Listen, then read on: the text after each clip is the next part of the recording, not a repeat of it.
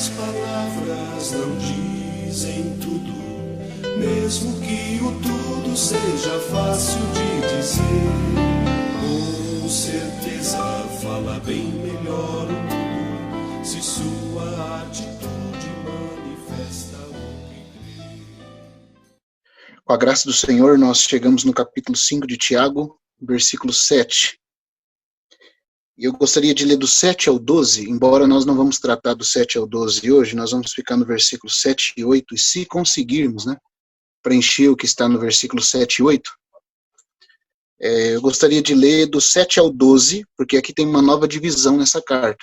Do 7 ao 12 existe uma nova divisão. Nós poderíamos chamar essa divisão, lembrando que estou usando aqui um esboço, elaborado pelo irmão Delcio Meirelles, o seu livro Tiago, Provação, Maturidade e Reino.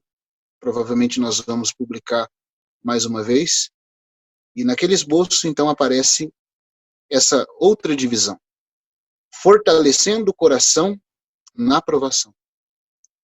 Nós vimos, o grande tema da carta, ligada ao capítulo 1, versículo 19. Todo homem seja pronto para ouvir, tardio para falar, tardio para irar-se. E esse conteúdo preencheu praticamente toda a carta de Tiago. Agora, depois de nos mostrar como deve ser a nossa atitude na prova, porque todo homem seja pronto para ouvir, vai do capítulo 1, versículo 20, até o capítulo 2, versículo 26. Depois você tem o tardio para falar. Isso é o capítulo 3 inteiro. E o tardio para irar-se, que vai do capítulo, capítulo 4, versículo 1, até o 5, versículo 6, que nós terminamos a semana passada. Depois de dizer-nos qual deve ser a nossa atitude na aprovação, que visa nos amadurecer para o galardão, agora o apóstolo Tiago vai nos mostrar como podemos fortalecer o coração na aprovação. Como podemos estar estáveis no período em que estamos sendo provados. No período onde as dificuldades se impõem sobre nós. No período onde o Senhor está trabalhando, um trabalho bem específico que visa nos levar à maturidade. De onde podemos tirar forças para nos conduzir de maneira paciente na aprovação até a maturidade. Então, ao falar sobre fortalecer o coração na aprovação, o primeiro ponto que ele toca, e que vai ser a nossa tônica hoje à noite, pela graça de Deus, é a esperar pela parousia do Senhor Jesus. Esse é o primeiro ponto, isso é o versículo 7 e 8. Esperar pela parousia, pela vinda do Senhor Jesus. O segundo ponto é o versículo 9, que vai nos mostrar não criticando os irmãos. Como é que nós devemos fortalecer o coração na aprovação? Esperando pela parousia do Senhor, versículos 7 e 9, sem criticar aos irmãos. Versículo 7 e 8, aliás, a parousia, sem criticar os irmãos, versículo 9. E aí o versículo 10, e 11, tomando por modelo a experiência dos profetas. Versículo 10 e 11. E o versículo 12, sem defender o ego com juramento.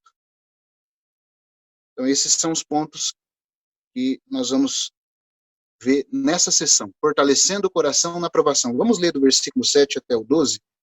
Eu vou ler na minha versão João Ferreira atualizada. Os irmãos podem acompanhar a leitura. Sede, pois, irmãos, pacientes até a vinda do Senhor. Eis que o lavrador aguarda com paciência o precioso fruto da terra, até receber as primeiras e as últimas chuvas.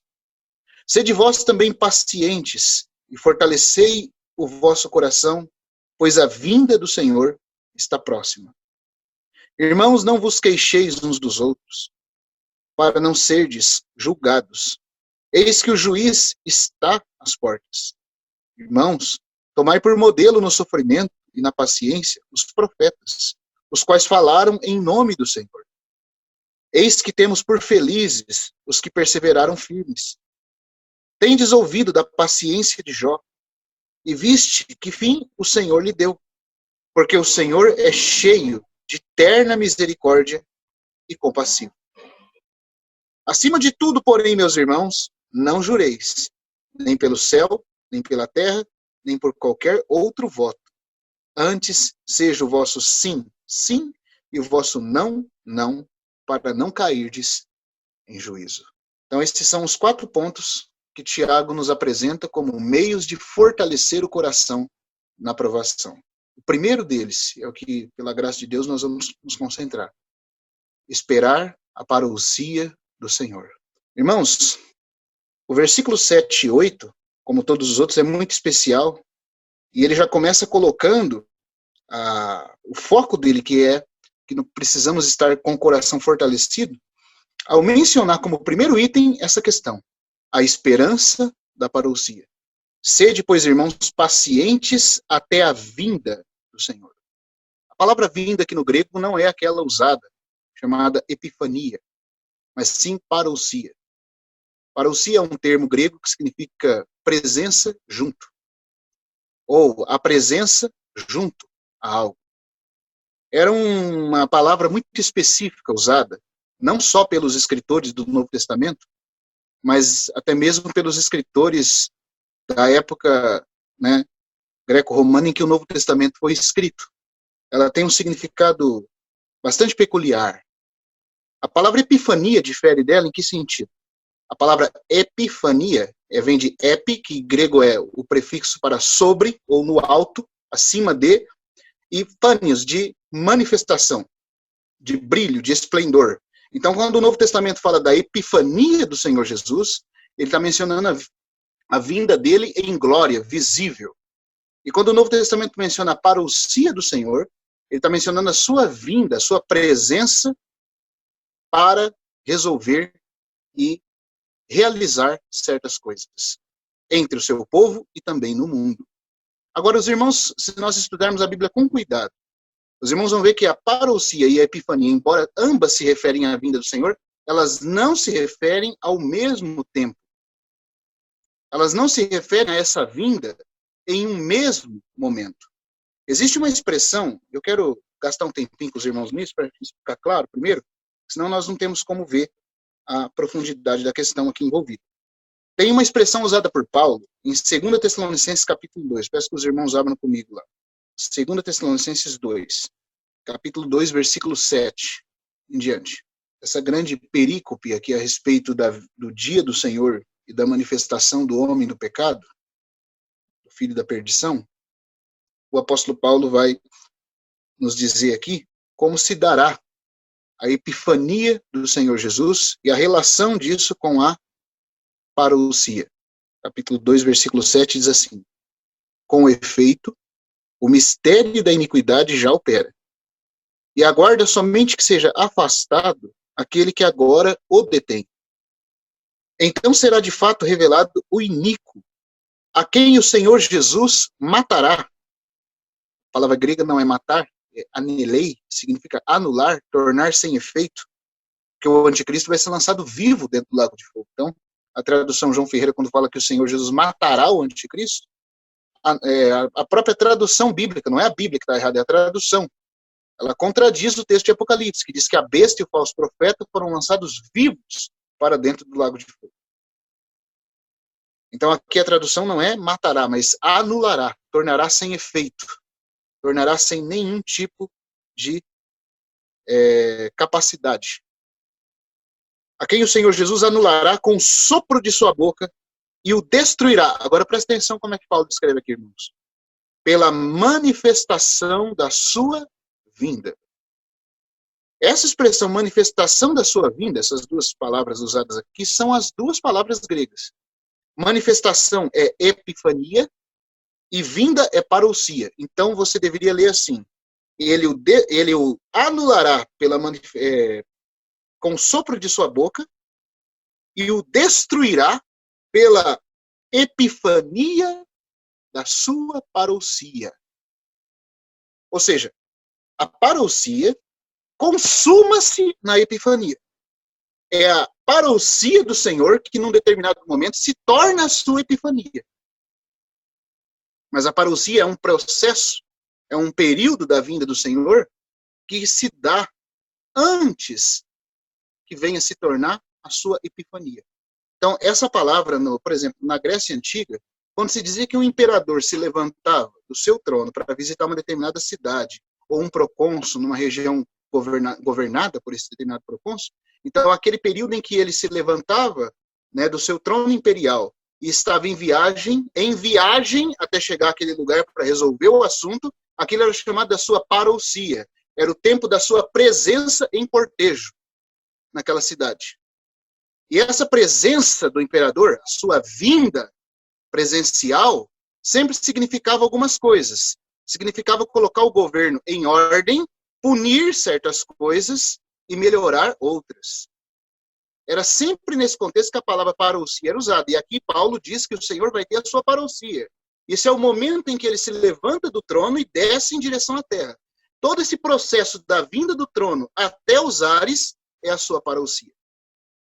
Só que a Bíblia não diz, eu respeito os irmãos que pensam diferente, pode ser que aqui eu sei que tem irmãos que pensam diferente, eu aprendi de forma diferente com o nosso querido, saudoso irmão Gino, e eu respeito ele, né, e não quero dizer que o irmão está errado, são pontos onde nós observamos diferente. O irmão Gino ensinava que a parousia e a epifania se dão ao mesmo tempo, porque Paulo fala da parousia, a epifania da parousia. Só que aqui, irmãos, ele está falando que a epifania da parousia. Então, a parousia precedeu a epifania. A parousia é o momento em que Cristo se levanta do trono e desce do trono às nuvens. Isso é a sua parousia. Porque era nesse sentido que a palavra grega era usada.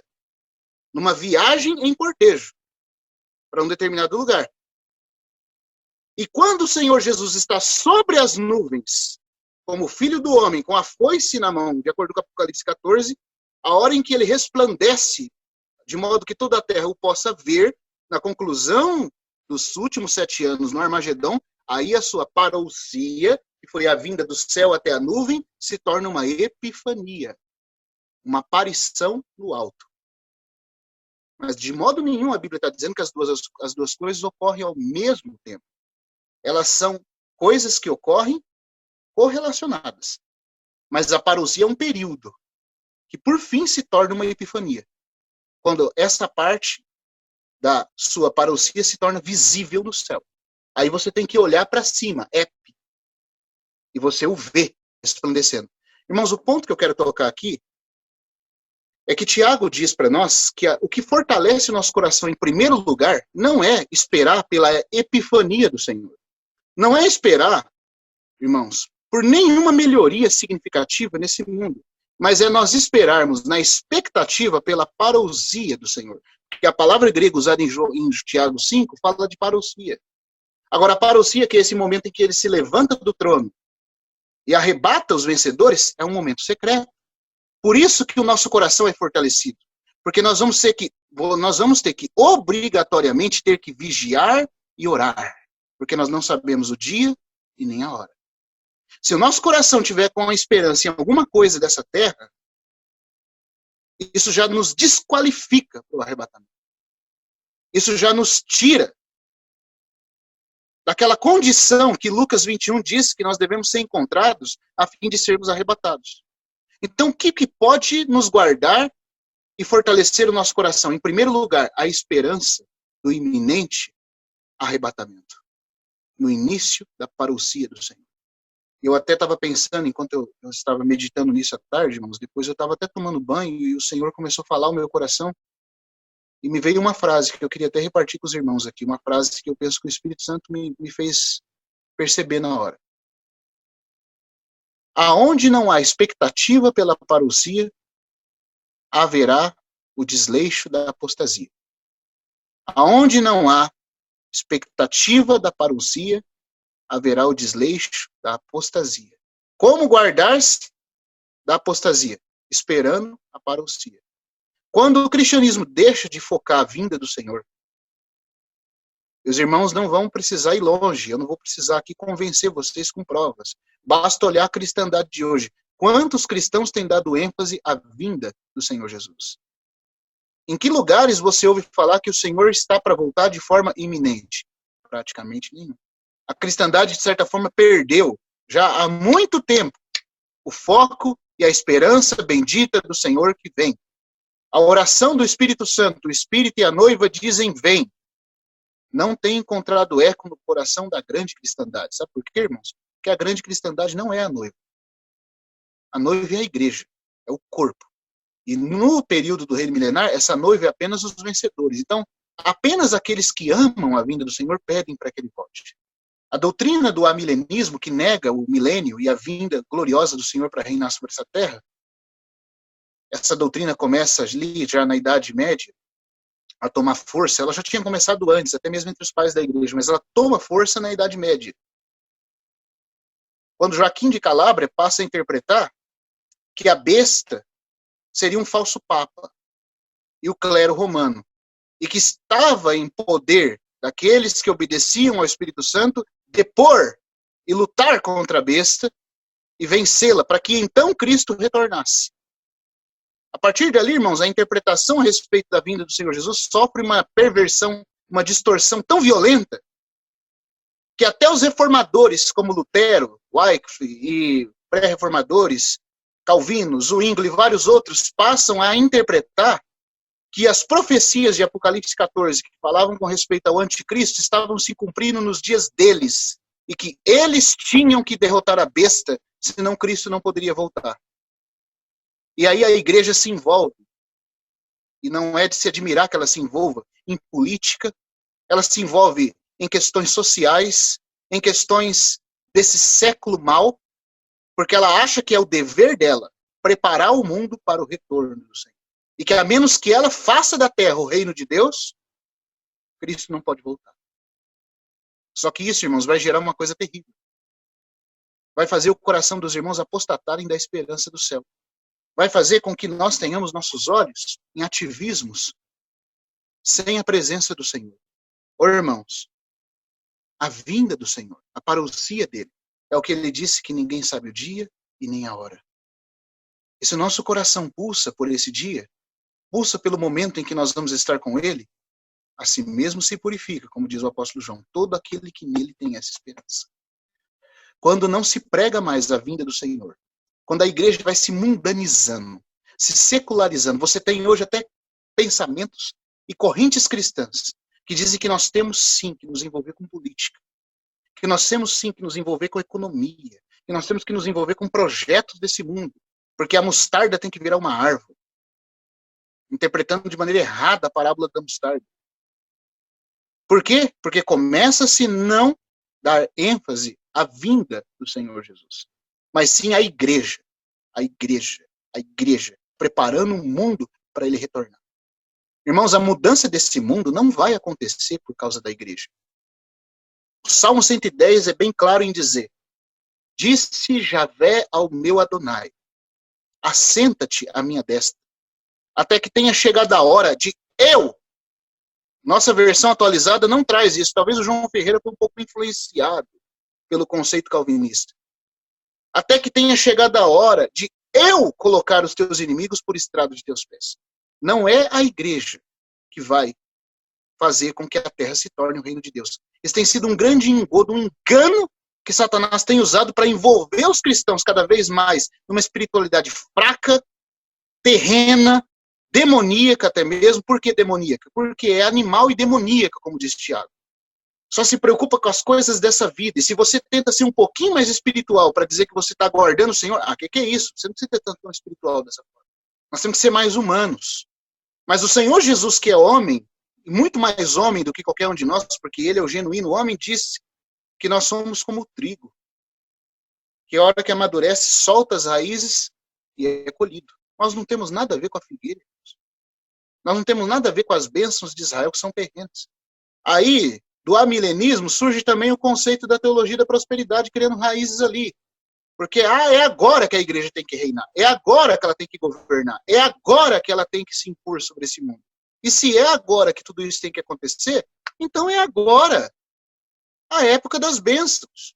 Como eu já falei para os irmãos que eu ouvi, né, o Edir Macedo falando um dia, está escrito no Salmo 118, concede-nos prosperidade. Eu falei, só faltou ele explicar que esse versículo é uma profecia para a segunda vinda de Cristo.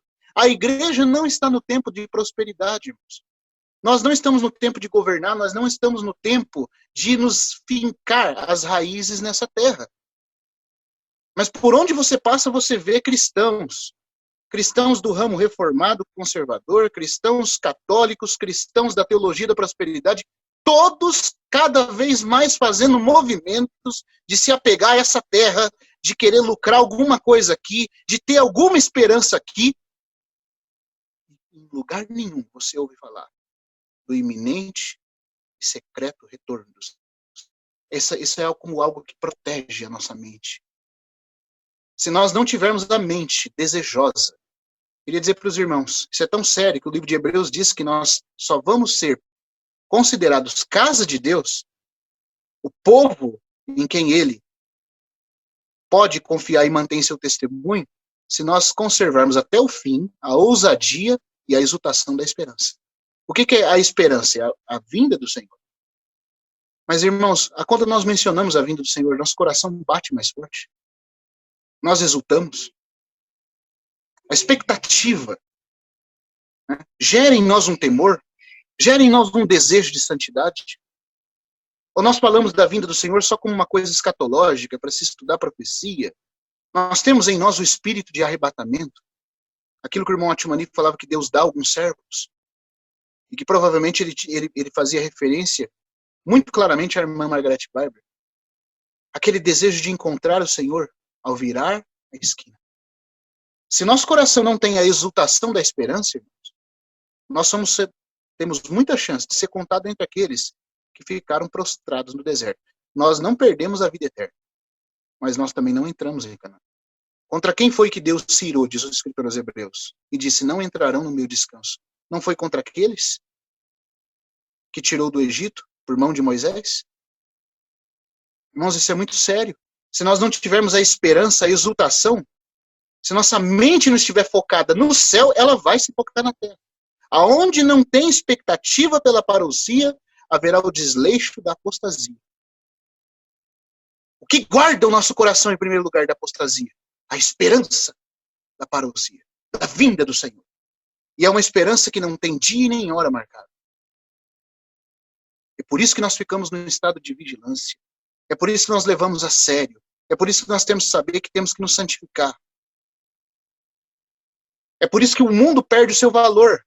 Eu não me interesso por política. Eu não me interesso por esquerda ou direita. Porque para um ou para outro, a palavra do Senhor é uma só. O meu reino não é desse mundo. Mas quanta confusão. Tem cristãos achando que ser cristão é se envolver num partido conservador. É ler livros de escritores conservadores, que assim ele está defendendo o cristianismo. Não, ele está se envolvendo com a cristandade. Irmãos, isso não tem nada a ver com o que o Senhor vem fazer. Isso não tem nada a ver com a bendita esperança para a qual ele nos prepara. Nós precisamos pedir ao Senhor discernimento de onde tem sido focado o nosso coração. Essa certeza, essa esperança, isso que guarda o nosso pensamento, fortalece o nosso coração. E essa esperança é comparado na Bíblia a algo muito precioso. Quando Paulo está falando da batalha espiritual em Efésios 6 contra os principados e potestades, eu queria ler com os irmãos esse texto. Vamos lá, em Efésios capítulo 6. Porque não tem como guardar o coração se a primeira parte, a parte líder da nossa alma, não estiver guardada. Nossa vida de pensamentos. Aonde se focam os nossos pensamentos. Então, em Efésios 6, quando ele está mencionando a armadura de Deus, e ele foca agora na nossa vida de pensamentos, na nossa mente, ele fala do capacete. Capítulo 6, versículo 17. Olha só. Efésios 6, 17. Tomai também o capacete da salvação e a espada do Espírito, que é a palavra de Deus. Ele fala para nós tomarmos o capacete da salvação. Eu queria perguntar para os irmãos, o que é o capacete da salvação? O que os irmãos acham que é o capacete da salvação? Eu já ouvi muitas vezes os irmãos comentarem, o capacete da salvação é tal coisa, o capacete da... Porque cada arma dessa aqui, irmãos, ele explica. Por exemplo, ele fala que a espada do Espírito é a palavra de Deus. Então você sabe que a espada é a palavra. Você sabe que o cinto, que no grego não se refere só a um cinto, mas sim aquela tanga que é colocada nas partes íntimas do corpo, desde as partes da pele até as partes íntimas, para fortalecer o corpo e guardar o corpo humano, aquela parte que é chamada aqui, traduzido como cinto, que é essa parte, é a verdade. Como diz Davi, a verdade no íntimo. A couraça da justiça é a parte que protege o coração, diz respeito à suficiência do sangue de Cristo, para rebater toda acusação na nossa consciência. Todos os defeitos que forem possíveis de serem achados em nós, nós nos baseamos na suficiente obra de Cristo a nosso favor. A couraça da justiça protege o coração da acusação do inimigo. Porque se o inimigo nos acusa, nós fraquejamos. Mas, irmãos, o que é o capacete da salvação? Parece que quando Paulo menciona o capacete da salvação aqui, ele fica em silêncio. Ele não diz o que é. É apenas nós sabemos que é alguma coisa que tem a ver com a nossa vida de pensamentos. Porque protege a região dos nossos conceitos e pensamentos. Né? Mas o que vem a ser o capacete da salvação? Eu acho maravilhoso a Bíblia. Cada vez mais a Bíblia, cada vez que a gente lê ela, irmãos, e o Espírito Santo vai nos abrindo entendimento, é tão precioso. Porque, como diz nosso irmão Martin Lloyd Jones, a Bíblia explica a Bíblia. Nós não precisamos quebrar a cabeça nos confundindo. A Bíblia explica a Bíblia. Então aqui Paulo menciona o capacete da salvação. Alguma coisa que vai ter a ver com a nossa mente. Mas ele não diz aqui, se os irmãos olharem com cuidado, o que é esse capacete. As outras armas ele até menciona. Mas aqui não. Mas agora eu quero que os irmãos abram comigo em 1 Tessalonicenses. 1 Tessalonicenses, capítulo 5. Então eu lembro que no passado, principalmente quando a gente, alguns irmãos aqui sabem, né, li os estudos vida do irmão Lee, que são preciosos, e depois de ler, muitos irmãos falam, o capacete da salvação é a mente no espírito. Tá certo. Não vou dizer que não é. E você tem que se voltar ao espírito para ter a sua mente guardada. Mas aí você se volta ao espírito e põe a sua mente aonde? O que guarda a sua mente de se mundanizar, irmão? O que vai guardar a nossa mente, nossa vida de pensamento, de ficar terreno? O que vai guardar a mente? Então, graças a Deus que a Bíblia explica a Bíblia. No capítulo 5, quando Paulo está mencionando aqui, de novo, questão do tempo da vinda do Senhor, ele fala assim no versículo, vamos ler o 6, 7 e 8, né, melhor. Assim, pois, não durmamos como os demais. Pelo contrário, vigiemos e sejamos sóbrios. Tenhamos mente sã. Está tratando com questão do pensamento. Não vamos dormir. Não vamos ficar tomados pelo descuido na nossa vida de pensamentos. Porque Satanás começa assim, irmãos. As batalhas são decididas na porta da mente. Se a mente é conquistada, a emoção vai ser alterada e a vontade, por fim, vai ser conquistada. Mas se a nossa mente estiver guardada, então nós estamos bem. Por isso ele fala, sejamos sóbrios, tenhamos mente sã, mente equilibrada. Ora, os que dormem, dormem de noite, e os que se embriagam, é de noite que se embriagam. Nós, porém, que somos do dia, sejamos sóbrios. De novo, vida de sobriedade, pensamento equilibrado, pensamento não desajustado. Revestindo-nos o quê? Da couraça da fé. Então, a couraça também aparece em Efésios. Aqui a couraça da fé diz respeito da fé na obra consumada do Senhor Jesus, baseado no qual as acusações não vão conseguir nos enfraquecer. Mas tem algo mais que ele fala aqui. E do amor, né, couraça da fé e do amor, e tomando como capacete o quê? A esperança da salvação. Lá em Efésios ele menciona o capacete da salvação. Mas salvação é uma palavra muito ampla na Bíblia. Você não sabe de que tempo a salvação está se referindo ali. É a salvação do espírito? É a salvação da alma? É a salvação do corpo? Qual é a salvação que Paulo está falando? Não sabemos. Mas aqui, graças a Deus, você viu que tem um acréscimo aqui. Em Tessalonicenses ele fala que o capacete é a esperança. Isso diz respeito à salvação? Quando? Quando, irmãos? Que vai se realizar a salvação em esperança. A parte da salvação que é esperança. É a salvação final, é aquela que nós estamos aguardando. Que salvação é essa? É a glorificação do nosso corpo com Cristo em glória na sua vinda. Paulo está dizendo que o que guarda a nossa mente, irmãos, de se embriagar, de perder a sensatez, de perder o equilíbrio, que é tão essencial, é nós fazermos tudo com a eternidade gravada nos nossos olhos. Se nós não fazermos como Jonathan Edwards, Senhor, grava a eternidade nos meus olhos. se nós não tivermos uma firme convicção de que esse mundo está condenado, que ele vai passar, e que todos os tratos que nós fizermos aqui, por enquanto estamos no mundo, tem que ser feito na certeza, na consciência de que o Senhor em glória vem, e que nós seremos manifestados com ele em glória. Se nós perdermos isso, irmãos, a nossa mente está desprotegida. E você diga que não, mas você vai ficar confuso. Quem sabe, irmãos, nos envolvendo com tantas outras coisas. Quem sabe nos preocupando com política. Olha, uma das coisas mais tristes que eu tenho visto. Quantos irmãos, nesses dias agora, com tanta guerra cultural e política, e postam coisas de políticos na internet. E acham que estão fazendo um grande favor para o cristianismo. Eu não estou falando mal de nenhum irmão que tiver feito isso. Eu também já fiz, meu irmão. Eu estou me colocando no pacote aqui.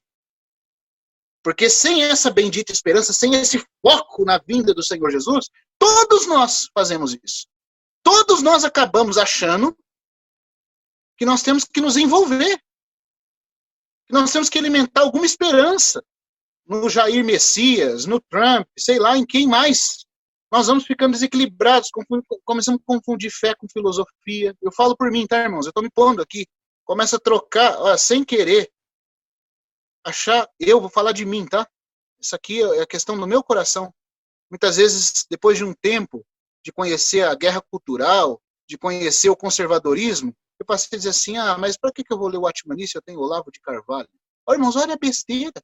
Eu nunca disse isso com a boca, mas no meu coração havia uma posição inconsciente dentro de mim, pensando assim, eu vou gastar mais tempo, eu preciso saber das questões culturais. Mas o Senhor é muito amoroso. Graças a Ele, pelo amor dEle. Ele disciplina todo filho que recebe.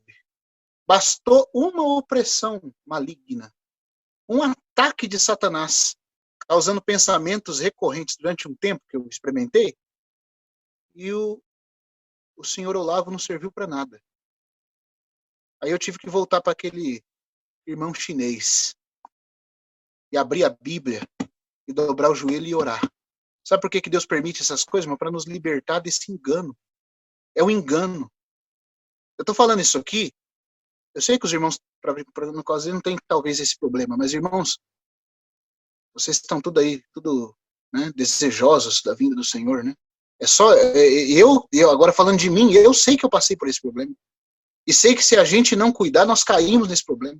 Começamos a nos envolver.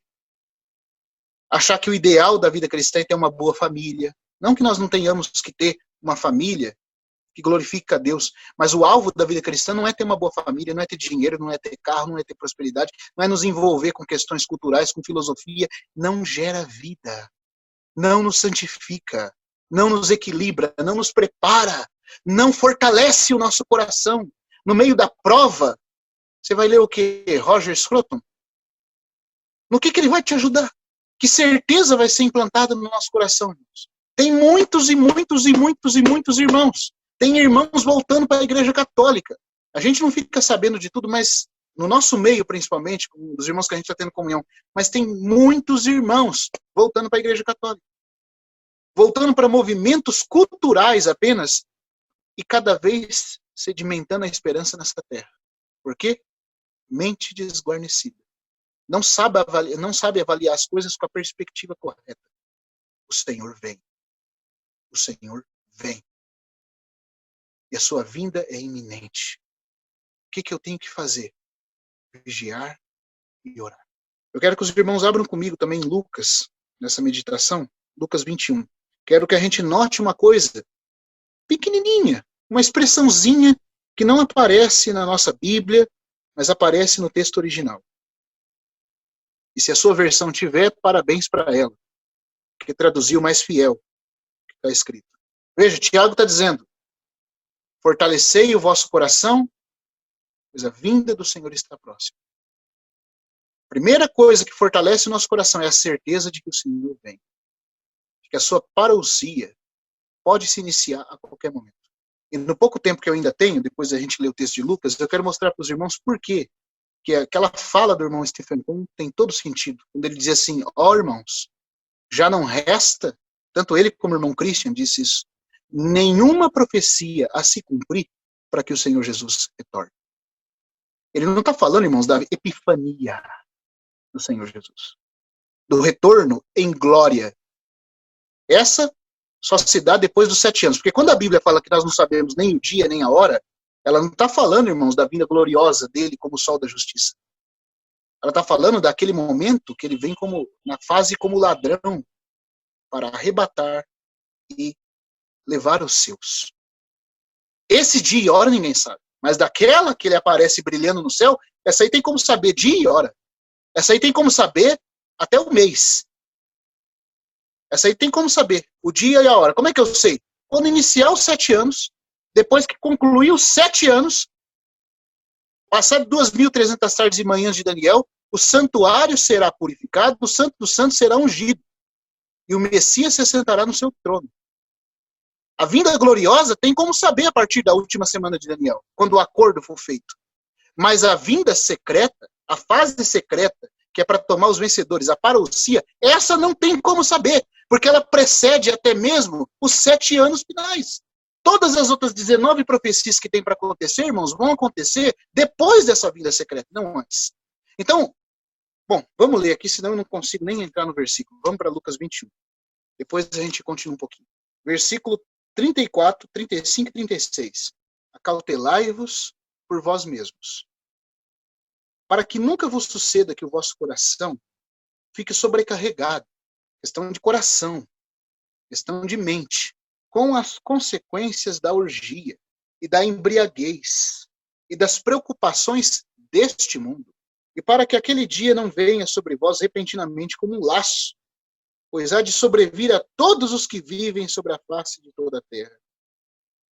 Vigiai, pois, a todo o tempo, orando, para que possais escapar de todas as coisas que têm de suceder. Aqui na minha Bíblia não aparece o que aparece em algumas versões que estão mais de acordo com o texto fiel, grego. Aqui fala, para que possais escapar. A tradução original fala, para ser destido por dignos. Tem uma questão aí de dignidade. O texto grego fala, vocês serem considerados dignos. Então é sinal que alguém está me avaliando, certo? Alguém está avaliando para saber se sou eu digno ou não de escapar. A tradução João Ferreira atualizada não traz essa palavrinha. Mas os manuscritos gregos mais fiéis a trazem. Para ser destidos por dignos de escapar de todas estas coisas que têm de suceder e estar em pé. Aqui aparece na atualizada também, na presença. Essa palavra presença não aparece no texto grego.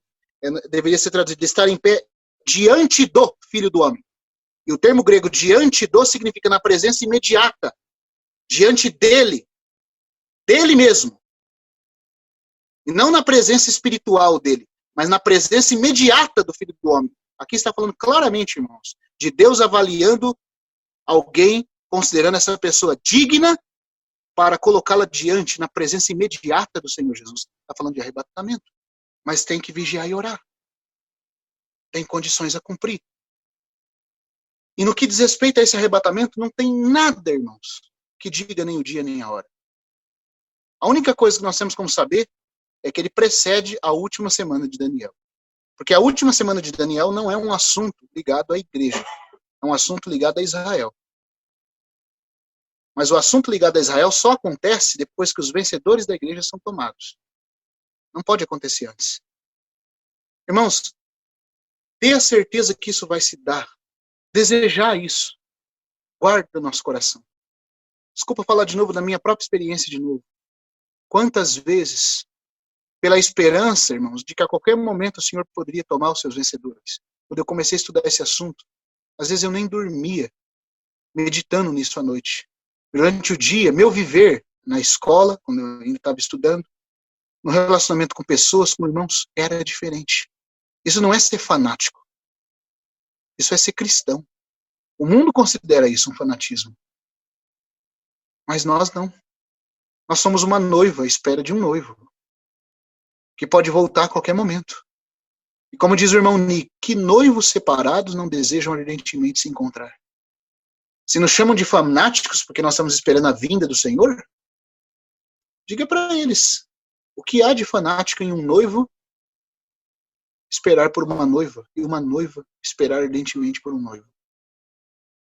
Engraçado que nas próprias experiências humanas normais, ninguém considera alguém apaixonado fanático. Por que o amor por Deus é considerado fanatismo? Até mesmo na igreja. Por que orar mais, jejuar mais, se debruçar mais na Escritura é considerado fanatismo? Porque há pouco amor envolvido. Aqui está falando que nós temos que ser considerados dignos e estar na presença imediata do Filho do Homem. Agora, isso, irmãos, é uma coisa que não tem dia nem hora. Eu quero, no restante de tempo que eu tenho aqui, só falar algumas coisas para os irmãos a respeito disso. Não é meu foco falar de profecias, certo? E com certeza vai ficar tinta no tinteiro nesse texto de Tiago 5, 7 e 8, porque tem outro aspecto que eu queria falar aqui, mas não vai dar tempo, né? Eu vou seguir por essa linha aqui e nós vamos retornar nesse versículo na semana que vem. Aí nós tratamos do 7, 8 e 9, tá? Mas vamos focar um pouquinho aqui agora nessa questão. Eu não sei quantos irmãos aqui, estudando profecias, escatologia, conheceram, irmãos. Eu vou mencionar aqui para mim poder pontuar. Aquele gráfico do nosso irmão Witness Lee, né, do arrebatamento dos santos das 70 semanas. Eu estudei aquele gráfico até a ponto de ter ele quase todo decorado na minha cabeça. E eu estava bem Witness Leyiano, né? Witness Leiado já. Porque toda a minha abrangência de profecias, até conhecer o irmão Gino, era em cima daquele gráfico. Depois o irmão Gino veio e abriu algumas outras coisas também, né? E só que tanto com o gráfico como com o estudo, o precioso estudo do irmão Gino, tinha alguns pontos dentro do livro de Apocalipse que eu não tinha percebido. Irmãos, e como isso fez diferença para mim? Eu estou falando para mim, sabe? Porque saber que a vinda do Senhor é iminente e que não tem, eu dou razão ao irmão Stephen Conk quando ele fala isso, não existe nenhuma profecia mais que impeça o Senhor Jesus de retornar. Que se algum irmão pensar diferente, eu respeito. Mas eu estou convencido disso. E vou tentar mostrar para os irmãos por quê. E por que nós temos que viver como uma noiva, conservando brancas nossas vestes, irmãos. Porque a qualquer momento, até mesmo os irmãos ficavam, vamos esperar o anticristo, a edificação do templo, o acordo de paz. Irmãos, tudo isso. Mas se o que eu estou vendo estiver correto, todas essas coisas só vão acontecer depois do arrebatamento dos vencedores. Então, sabe quando que eu e você vai ter que se preocupar tanto com a edificação do templo, com o acordo de paz, com esse negócio todo? Quando nós ficarmos. Porque a primeira coisa que tem que acontecer é o arrebatamento. É a primeira coisa. Só depois é que vem os tratos finais de Deus com Israel e a última semana se dando sobre as 12 tribos, cujo remanescente vai ser selado. Quero mostrar para os irmãos algumas coisas em Apocalipse 12 e Miqueias 5. Agora, a certeza que isso pode se dar, irmãos, vai fazer o nosso coração, se nós formos corretos com o Senhor, desejosos. Nós vamos querer orar mais. Nós vamos querer jejuar mais. Nós vamos querer debruçar-nos sobre a Escritura. E a todo momento aguardar, irmãos. A todo momento. Pode ser que você está caminhando pela rua. Você já pensou nisso? Irmão Roberto, irmã Viviane e outros irmãos aí que eu não estou vendo aqui na tela. Você já pensou, quanto tempo leva um piscar de olho? Né? Menos de não sei quantos milésimos aí de segundo. Não dá tempo de você erguer o pé numa caminhada. Você vai erguer o pé para dar o outro passo e de repente você já está diante dele. O irmão Watmani, eu vou pedir para a gente abrir Apocalipse 12, tá, irmãos? Só uma outra história aqui. O irmão Watmani, quando ele andava com a irmã Barber, ele viu ela escrever aquele poema. Ela dizia assim, em um dos poemas: este é o nosso amado Senhor, nossa esperança, nossa alegria, nosso amigo. Talvez ele esteja oculto, esperando para dar-se conosco ao virar a curva. Então, a tristeza terá passado e a alegria terá começado. O irmão leu esse poema dela e ele falava, ele foi traduzindo, ele chegou nessa parte ao virar a curva, ele falou, mas o que é isso de virar a curva? Eu não entendo isso. Virar a curva. E ele ficou com aquilo, virar a curva. Como é que eu vou traduzir isso aqui? Ao virar a curva. Aí um dia, ela estava andando com ele pela rua, e ela era mais velha, né? Tinha quase 60 anos, ele tinha aproximadamente 20 e poucos anos. E a hora que eles estavam chegando numa esquina, ela pegou a mão dele e falou: irmãozinho, isso não te impressiona? Aí ele ficou assim espantado. O que? Ao virarmos a curva, podemos dar de cara com ele. Aí ele entendeu o poema. E ele manteve de acordo com o original, ao virar a curva. Depois alguns irmãos traduziram por virar a esquina. Mas o original falava, ao virar a curva, podemos dar de cara com ele. Porque ele está oculto, talvez já agora. Numa nuvem envolto, esperando para qualquer momento, irmãos. Essa expectativa tem que fazer o nosso coração bater. Porque também todas as outras coisas só podem vir depois disso. Vamos em Apocalipse 12 e depois em Miqueias 5. Aqui diz assim, eu vou ler do 7 em diante, tá? Porque os irmãos já conhecem a história do versículo 1 até o 5. O 5 fala que nasceu-lhe, pois, um filho varão, que há de reger todas as nações com cetro de ferro. O seu filho foi arrebatado para Deus até o seu trono. Se fosse para falar aqui por que esse filho varão são os vencedores e não o Senhor Jesus, como alguns interpretam, eu não estou dizendo, irmãos, que não tem Cristo no filho varão. O filho varão é Cristo nos vencedores, mas não é o Senhor Jesus Cristo pessoalmente. O Senhor Jesus Cristo pessoalmente não cumpre a profecia do filho varão. Ele espera se formar nos vencedores, para que então essa profecia seja cumprida. Tem muitas implicações, eu não vou entrar aqui agora, que não dá tempo para mostrar o porquê que essa mulher não é Israel, e por que o filho varão não é o Senhor Jesus Cristo sozinho, mas sim os vencedores. Cristo é formado nos vencedores. Bom, isso fica para uma outra comunhão. Quem sabe uma comunhão de escatologia. Meu foco é falar no versículo 7 em diante. Houve peleja no céu. Miguel e seus anjos pelejaram contra o dragão. Também pelejaram o dragão e seus anjos. Todavia não prevaleceram, nem mais se achou no céu o lugar deles. E foi expulso o grande dragão, a antiga serpente que se chama Diabo e Satanás, o sedutor de todo mundo. Sim, ele foi atirado para a terra e com ele os seus anjos. Então ouvi grande voz do céu proclamando, agora veio a salvação, o poder, o reino do nosso Deus e a autoridade do seu Cristo, pois foi expulso o acusador de nossos irmãos, o mesmo que os acusa de dia e de noite diante do nosso Deus. Eles, pois, o venceram por causa do sangue do Cordeiro e por causa da palavra do testemunho que deram, e mesmo em face da morte, não amaram a própria vida. Por isso, festejai aos céus, e vós os que nele habitais. Esse termo aqui, habitais, no grego é vós que estáis armando o tabernáculo, uma morada temporária no céu. Quem são esses? Não são os anjos, porque o lugar dos anjos é o céu. Aqui está falando de um grupo que foi levado com o nome de filho varão, em versículos anteriores, e que agora estão tabernaculando nos céus. Estão armando uma tenda, uma cabana temporária, na região que era ocupada pelos anjos caídos. Porque agora eles foram até o trono e desceram com o Senhor Jesus, desde o trono até os ares, numa peregrinação em direção à terra. Por isso eles estão habitando, tabernaculando, como diz o texto grego. Certo? Então teve um grupo que já foi. E o diabo desceu. Agora os ares, as regiões celestes, foi limpa dessa mancha, desse poder que permeia pelo menos todo o nosso sistema solar. Porque quando diz que Satanás é o Deus desse século e é o príncipe desse mundo, cosmo, essa palavra no grego era usada para abranger todo o sistema solar. Então todo o sistema solar, pelo menos, é necessário para conter a maldade e as trevas dispersas de Satanás.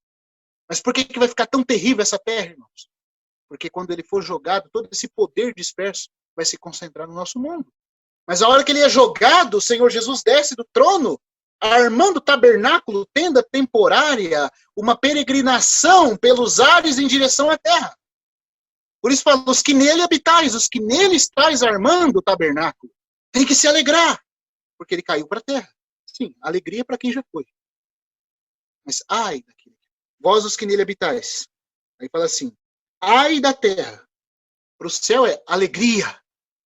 Para aqueles que estão nas regiões celestes, peregrinando com o Senhor, armando tenda em direção à terra, alegria. Porque conforme eles descem, o poder do mal vai caindo cada vez mais, até que Satanás é lançado no abismo.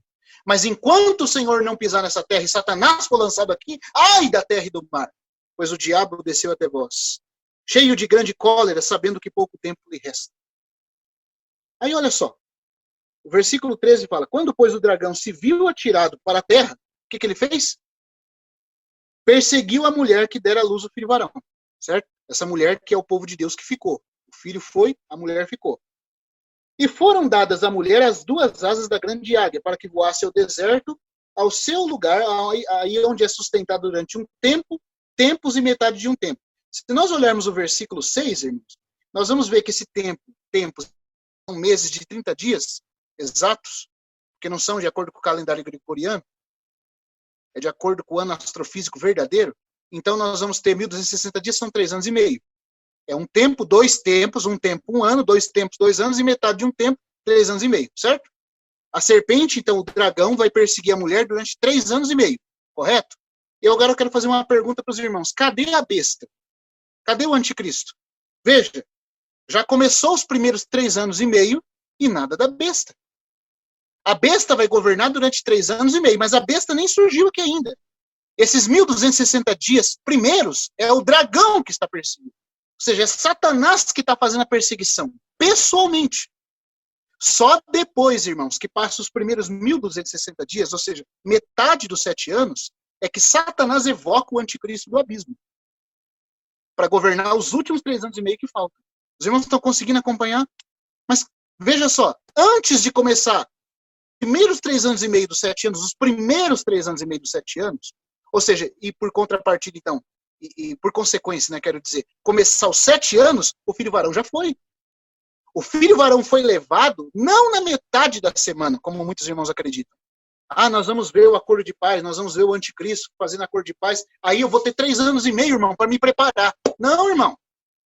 Quando o acordo de paz for feito, quando a última semana de Daniel, quando os primeiros 3 anos e meio começarem, o filho varão já foi. Porque nesses primeiros 3 anos e meio, é o dragão que está perseguindo a mulher. A besta nem apareceu ainda.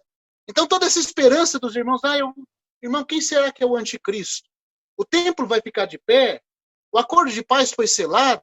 Irmão, tudo isso aí acontece depois do arrebatamento dos vencedores. Agora, por que eu estou falando que é tão glorioso a esperança do arrebatamento dos vencedores? Porque você não sabe quando vai ser. Eu e você não sabemos. É glorioso porque isso tem que provocar vigilância no nosso coração. Nós temos que atentar à palavra profética como uma candeia que brilha em lugar tenebroso.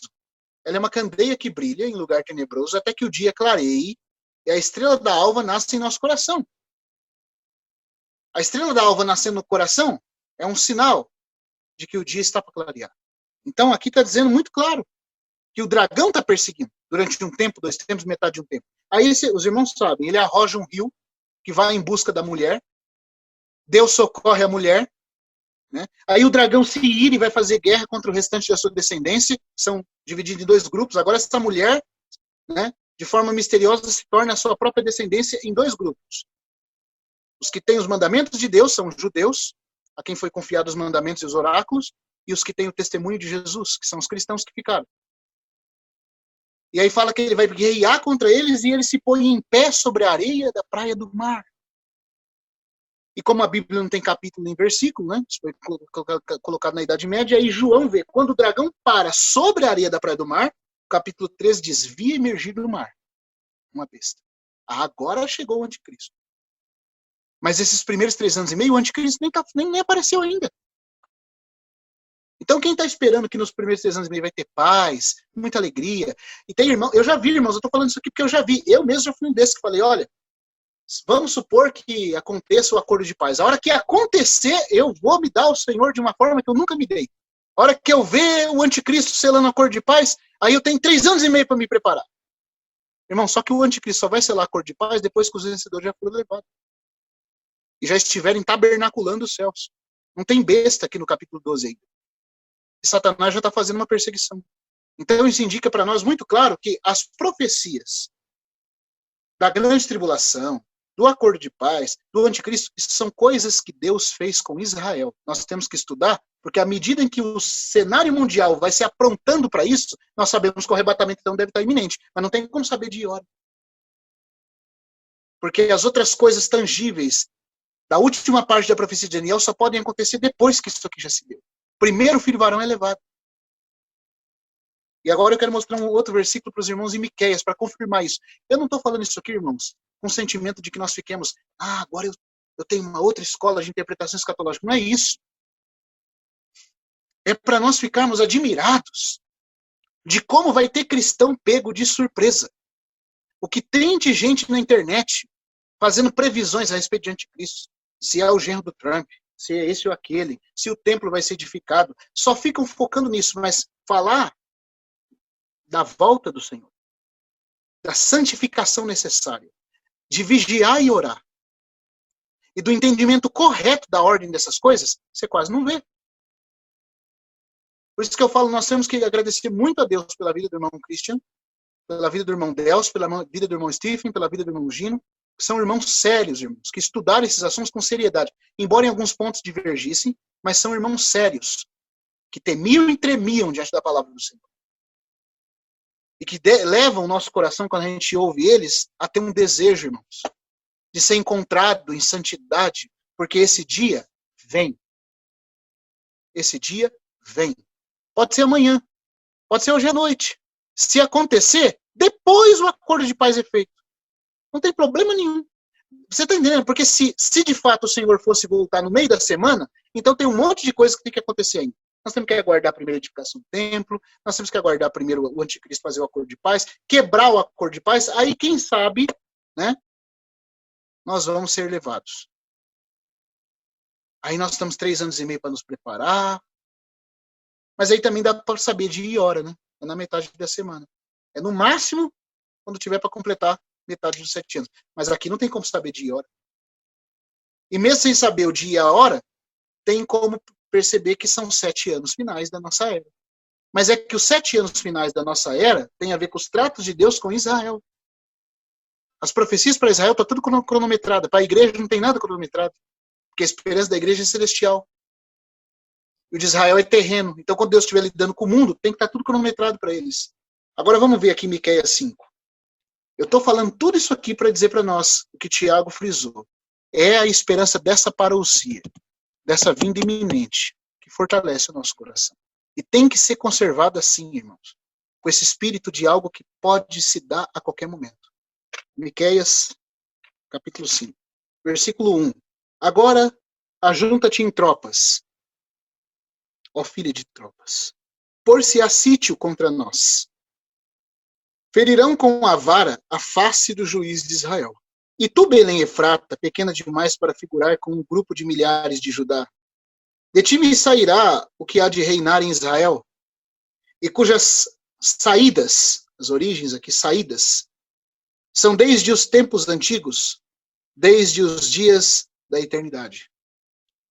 Portanto, o Senhor os entregará até o tempo em que a que está em dores tiver dado a luz. Então, o restante de seus irmãos voltará aos filhos de Israel. Veja só, aqui diz assim, agora, ajunta-te em tropas, ó filha de tropas. Quem é a filha de tropas desse versículo, irmãos?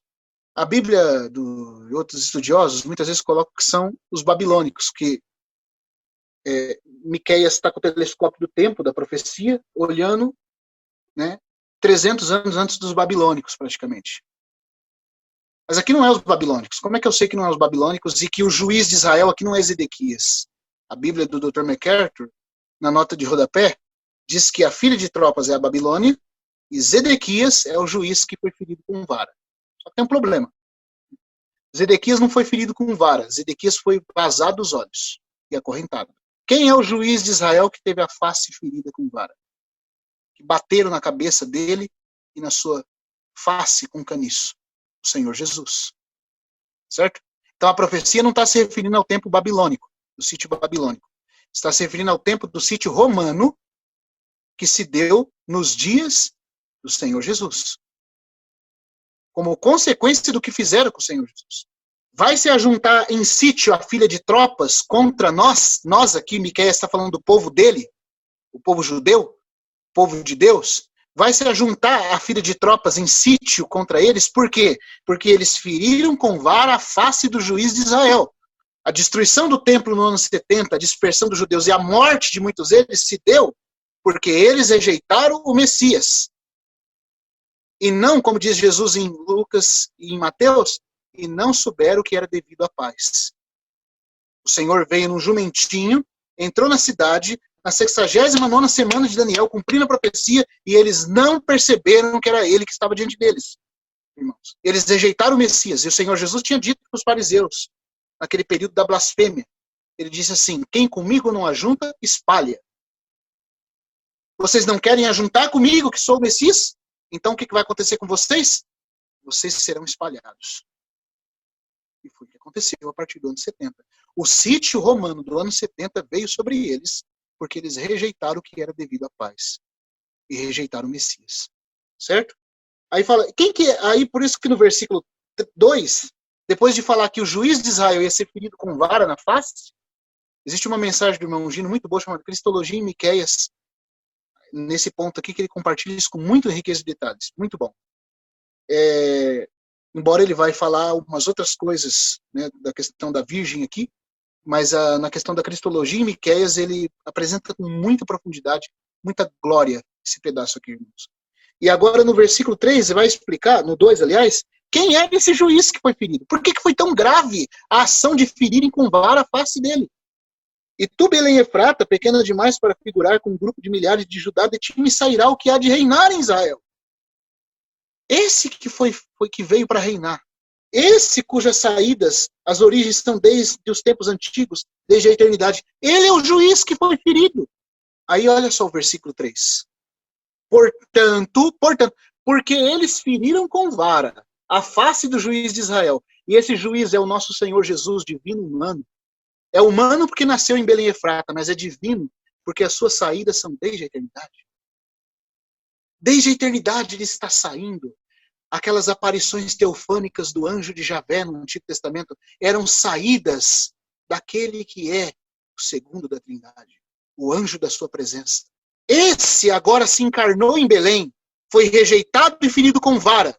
E com base na rejeição que eles tiveram a ele, o versículo 3 vai dizer, portanto, Jeová os entregará. Entregará quem, irmãos? Quem que ele vai entregar aqui? Os judeus. Portanto, Jeová os entregará até ao tempo, tem um até aí. Esse período de entregará é o período em que está suspenso a aliança com os judeus. Certo? É o período do endurecimento que veio em parte a Israel, conforme Romanos 11. Paulo diz, não quero que vocês ignorem esse mistério. Veio o endurecimento em parte à nação de Israel. Estão endurecidos até hoje. Deus salva indivíduos judeus, mas a nação está endurecida. Então ele os entregará até que aqui está em dores. Ah, irmãos, então tem duas coisas aqui. Olha que interessante. Os judeus são entregues até que aquela que está em dores de parto tenha dado a luz. Aquela que está em dores de parto não pode ser os judeus, porque os judeus são os que estão sendo entregues. Até que um outro grupo que é considerado uma virgem tenha dado a luz. Vocês estão conseguindo perceber? Tem uma virgem que está dando a luz e os judeus que estão sendo entregues até que essa virgem tenha dado a luz. Então tem irmãos que leem isso aqui e pensam que a virgem aqui é o próprio Israel, o próprio judeus. Não é. Os judeus são um povo entregue. Até que aquela que está, aquela não é aqueles. Aqueles são os entregues. Aquela é um outro grupo. Tem um grupo que está em dores de parto, que está acontecendo uma dor, que tem aumentado, até produzir alguma coisa. Até dar à luz um filho. Diz que o Senhor os entregaria, o Senhor os deixaria. Até essa hora. Irmãos, que precioso. Então aqui está dizendo, aqui está confirmando o que a gente está vendo em Apocalipse 12. Que os tratos com os judeus, para o qual a última semana de Daniel foi postergada, estão suspensos até a virgem dar a luz ao filho. E aqui está dizendo que quando Deus entregou os judeus, já havia um outro grupo considerado uma virgem, em dores de parto. Que grupo é esse? Então vamos deixar a Bíblia falar pela Bíblia de novo. Vamos em João 16. Em alguns lugares, a nação de Israel é considerada uma virgem. Em Isaías 66, por exemplo, lá é dito que a nação de Israel é uma virgem que antes que tivesse dado a luz, antes que tivesse vindo das dores de parto, deu à luz filhos. Está falando da restauração deles, que acontecerá do dia para a noite. Não vai ter nem tempo de dor de parto. Mas essa é a Virgem de Israel. Agora, a Virgem que é a igreja, essa tem um longo trabalho de parto, que já dura 2000 anos. Quando se fala de Israel como virgem, fala de um parto sem dores. Agora, quando se fala da igreja, fala de dores envolvidas. E é o próprio Senhor Jesus que vai dizer, em João 16, que a coisa é desse jeito. Versículo 19. Em diante, 16, 19. Percebendo Jesus que desejavam interrogá-lo, aqui o Senhor está naquela última noite dele com os discípulos. A tristeza invadiu o coração deles porque o Senhor está indo embora. E apesar do Espírito Santo ser enviado como consolador, como ajudador, como paráclito que vai guiá-los, irmãos, a bênção de ter o Senhor com eles presencialmente já não estaria mais. Então a tristeza invadiu o coração deles. E o Senhor está falando. Percebendo Jesus que desejava interrogá-lo, perguntou-lhes: indagais entre vós a respeito disto que vos disse? Um pouco e não me vereis, outra vez um pouco e ver-me-eis? Em verdade vos digo que chorareis, choro, e lamentareis, e o mundo se alegrará. Vós ficareis tristes, mas a vossa tristeza se converterá em alegria. A mulher, aí ele começa a comparar eles a uma mulher. Ele começa a comparar esse tempo da ausência dele ao tempo em que uma mulher começa a sentir dores de parto. Ele está claramente dizendo aqui que a partir de agora, começou as dores de parto da virgem. Começou as dores de parto da mulher, que é a igreja, grávida pelo Espírito Santo, dos vencedores. Ele está dizendo claramente que o tempo da ausência dele é o tempo da tristeza, onde essa virgem onde essa mulher vai sofrer. A mulher, quando está para dar à luz, tem tristeza, porque a sua hora é chegada. Mas depois de nascido o menino, já não se lembra da aflição. Pelo prazer que tem de ter nascido ao mundo um homem, assim também vós agora tendes tristeza, mas outra vez vos verei, e o vosso coração se alegrará, e a vossa alegria ninguém poderá tirar. Claro que isso tem um cumprimento parcial na ressurreição dele, porque ele encontrou os discípulos novamente ressuscitados. Mas essas dores continuaram, irmãos, ao longo de toda a história. E aqui, a igreja tem passado essas dores e essa aflição, até que ela veja o Senhor mesmo. Agora, aqui está dizendo que esse tempo é um tempo. É um tempo onde o filho varão tem que ser produzido. E a hora que a virgem der a luz, ele comparou os discípulos dele, a partir do momento que ele ia morrer e ressuscitar, a uma mulher, né? Eu falo virgem pelo sentido da pureza, de se guardar ao Senhor, mas ela é a mulher que está em dores. E lá em Miqueias fala que os judeus iam ser entregues até que a mulher que está em dores tenha dado a luz. Então a mulher não pode ser os próprios judeus que foram entregues. Haveria um povo que estaria em dores enquanto a dureza de Israel continuasse. Então a dureza de Israel e as dores de parto da igreja são paralelas. Quando a dor de parto da igreja acaba, o filho varão é gerado. E o Senhor se volta para Israel e cumpre as promessas finais dadas aos judeus nos últimos 7 anos. Mas os 7 anos só podem começar, irmãos, depois disso. Porque o Senhor os entregará até que. Então tem como a gente aguardar os 7 anos começarem antes do nosso arrebatamento. Eu estou falando nosso porque eu tenho essa esperança. Que assim seja, irmãos. Que nós estejamos entre esses, sendo levados. Com que expectativa, então, nós temos que aguardar o Senhor voltar? Com a expectativa de hoje. Com a expectativa que pode ser a qualquer momento. Porque ninguém sabe o dia nem a hora. Essa certeza, essa âncora, se apegar a isso, guarda a nossa mente em sobriedade. Tudo que nós formos fazer, pensar, vai ser de outro jeito. Vai ser com outros anseios, com outra esperança, com outros olhos. Eu não vou querer me envolver. Como que eu vou me envolver com qualquer coisa nesse mundo, sabendo que o Senhor pode voltar a qualquer momento e eu posso estar preso? Sabe, irmãos? Quando ele está falando desse arrebatamento, do texto de Lucas, ele chega a dizer que naquele dia, Lucas está falando do arrebatamento. Mateus fala do dia da perseguição do anticristo, para quem ficou e para os judeus. Então Mateus fala que quando você vê o abominável da desolação, não volte, não entre na cidade, fuja. Mas isso é para quem ficou. Agora Lucas não está falando de anticristo. O texto de Lucas 17 não menciona anticristo. Ele menciona a vinda do Senhor Jesus. E aí ele fala assim, naquele dia, quem estiver sobre o eirado, não desça. Quem tiver as suas alfaias, não volte a pegá-las. Aí ele coloca, lembrai-vos da mulher de Ló. Olha onde o contexto do lembrai-vos da mulher de Ló está inserido. Na volta do Senhor Jesus. É sinal, irmãos, que quando esse dia chegar, nosso espírito vai saber. Talvez, como diz o irmão Pember, nós sejamos dominados por um desejo irresistível e inefável de ser levado ao Senhor. Mas nessa hora, quando esse desejo, como se o Senhor fosse um imã se aproximando para nos arrebatar, e nosso coração ser inclinado aí para cima, nessa hora pode ser que a gente se preocupe com a casa, que a gente se preocupe com as roupas, que a gente se preocupe com a família. Essa pequena inclinação já vai ser suficiente para sermos deixados. Por isso, nesse contexto, ele fala, lembrai-vos da mulher de Ló. Ô, irmãos, que o Senhor possa capturar o nosso coração. Eu sei que nenhum de nós vai ter uma vida de um espírito de arrebatamento do dia para a noite, mas que nós possamos ir dormir hoje com esse bendito anelo de ter a esperança de não acordar nessa terra. Que isso domine o nosso coração. Que não seja expectativa, em primeiro lugar, de ver anticristo, de ver a última semana, nada disso. Isso é para depois. Há uma virgem que dá a luz antes de Deus se voltar para os judeus, na última semana de Daniel. Guardar o nosso coração, fixado na parousia, livra-nos da apostasia. Onde não tem a parousia em vista, tem apostasia sendo praticada. Que o Senhor fale ao nosso coração, que Ele nos ajude, irmãos. Que Ele produza em nós o que Ele levou a irmã Bárbara a dizer ao irmão Otmani, e o que o Otmani explicou e colocou naquele cântico desde Betânia. Que assim o Senhor nos fale e nos abençoe. Eu paro por aqui e nós vamos continuar com esses 2 versículos a partir da semana que vem, porque tem algumas coisas a mais também para falar.